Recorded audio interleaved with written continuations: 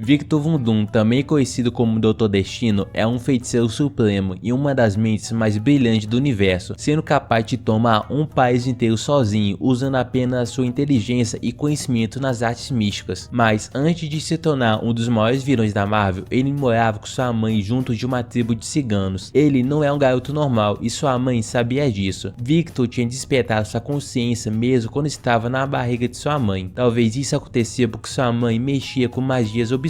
Desse modo, as criaturas maléficas tinham despertado a mente do garoto. Eu nem queria estar na pele dele. Imagina você estar dentro da barriga da sua mãe quando escuta que seu pai quer tentar engravidar sua mãe de novo. O pai do garoto sabia que sua mãe se envolvia com forças ocultas e implorava que ela parasse de fazer os rituais. Mas a raiva no coração da mulher provocada pela mão de ferro do barão contra o povo cigano impulsionava a esposa a adentrar no mundo sombrio. Porém, durante um dos seus rituais, um demônio se apossou do corpo da mãe de Victor e começou a atacar os soldados do barão, mas em troca, o ser maligno tomou a vida de todas as crianças do vilarejo. Quando ela finalmente recupera a consciência, a mulher vê as consequências de suas ações e fica em choque, porque não era isso que queria. Viu, galera? Muito cuidado na hora de aceitar os termos de uso do aplicativo. Vai que você quer jogar um joguinho e sem querer você aceita vender a alma para o tinhoso. Assim, os próprios ciganos e os soldados perseguiram a feiticeira, até que ela finalmente caísse através da espada de um soldado. Quando Vayner finalmente encontra sua mulher, já era tarde demais, mas usando as suas últimas forças, ela implora para que o marido mantenha o seu filho bem longe do seu local de magia. Enquanto o acampamento dos ciganos se preparava para fugir da fúria do barão, Wayne e seus copeiros mais próximos enterraram a mãe de Victor, porém estava bem claro que os andarilhos sentiam a raiva da feiticeira e de toda a sua família. Assim, mesmo Wayne sendo o líder da tribo, os moradores expulsavam o líder por causa dos atos de sua esposa. Embora na época Victor era apenas uma criança de 4 anos, ele foi capaz de salvar sua família usando apenas as palavras. Ele disse que se a tribo abandonasse ele e seu pai, o garoto iria crescer e se tornar igual à mãe. E quando esse dia chegar, o rapaz vai fazer cair uma desgraça maior sobre a tribo do que sua mãe tinha causado. Assim, as pessoas da vila sentiam medo e permitiam que ele e seu pai continuassem vivendo com o restante do grupo. Aposto que nessa hora deve ter passado nem Wi-Fi. Após o incidente com sua mãe, todas as crianças da vila evitavam o filho da bruxa, mas uma garota chamada Valério continuava brincando com ele. Porém, como nem tudo são flores, a esposa do barão ficou doente. Assim, o seu feudal mandou alguns soldados buscar o Vayner, porque ele é um curandeiro famoso na região. Porém, o homem não foi capaz de salvar a nobre, porque sua doença estava em um estágio avançado. Mesmo o barão sabendo disso, o homem culpou o curandeiro. Vayner sabia da situação e fugiu antes de ser preso. Assim, o médico voltou para buscar seu filho. Durante a perseguição, a égua que o pai estava usando fugiu, fazendo a dupla se esconder a pé dos soldados inimigos. Em uma manhã, Victor acordou abraçado com o pai, porém o homem tinha congelado e estava prendendo o filho em um abraço mortal. O garoto ficou gritando pedindo ajuda, mas não foi ouvido. O frio que Victor estava sentindo era tão forte que chegava ao ponto de queimar sua pele. Nesse momento, o menino lembrou do destino da sua mãe, cuja alma estava em um tormento eterno. Mais tarde, a dupla foi resgatada pela tribo e Vayner estava vivo, porém os homens do barão souberam disso e levaram o corpo do homem para presentear o líder da região. Pois esses soldados também são os cornos. Depois acha ruim quando uma mulher fica doida e começa a jogar bola de fogo em todo mundo. Nesse momento, Victor entendeu que ninguém nesse mundo se importava com ele. Assim, o garoto se fechou dentro do seu próprio mundo e nem mesmo Valéria, o seu amor de infância, conseguia se aproximar. Após o luto, Victor encontrou a caixa de magia de sua mãe. Mesmo sabendo dos riscos, ele decidiu se aprofundar na magia para salvar a alma de sua mãe. Porém, a magia não trouxe muitas recompensas para o garoto. Assim, ele decidiu se aprofundar na ciência. Victor usou seu conhecimento para salvar sua comunidade do mesmo jeito que sua mãe queria. Com isso, ele foi rapidamente reconhecido como líder dos ciganos. Mas como nem tudo são flores, em uma noite Victor estava andando sozinho quando o soldado o avistou, reconhecido como líder da tribo. Mas o rapaz conseguiu desarmar o soldado e o manda direto para a base do Vasco. Ao tomar consciência do que acabou de fazer, o feiticeiro lembra de sua mãe e volta para casa em choque. Na manhã seguinte, um homem do governo dos Estados Unidos foi visitar o líder da vila, porque os seus atos heróicos ficaram bem famosos. Assim, o jovem rapidamente aceitou a oferta do general americano e partiu para os Estados Unidos. Quando chegou no Novo Mundo, o general Masterson informou que o cigano entrara para a faculdade, mas o seu verdadeiro trabalho seria na base do exército. No laboratório da universidade, o futuro Dr. Destino se encontra pela primeira vez com seu futuro rival, Reed Richards. O estudante o convidou para ser seu colega de quarto, mas como Victor tem um quarto com uma sala secreta à prova de som, ele recusou a oferta. Nessa hora, Richard não chamou muita atenção do colega, mas a situação iria mudar. Durante uma de suas aulas de física, Victor estava imitando um nerd chato, porque estava discutindo com seu professor sobre o tempo,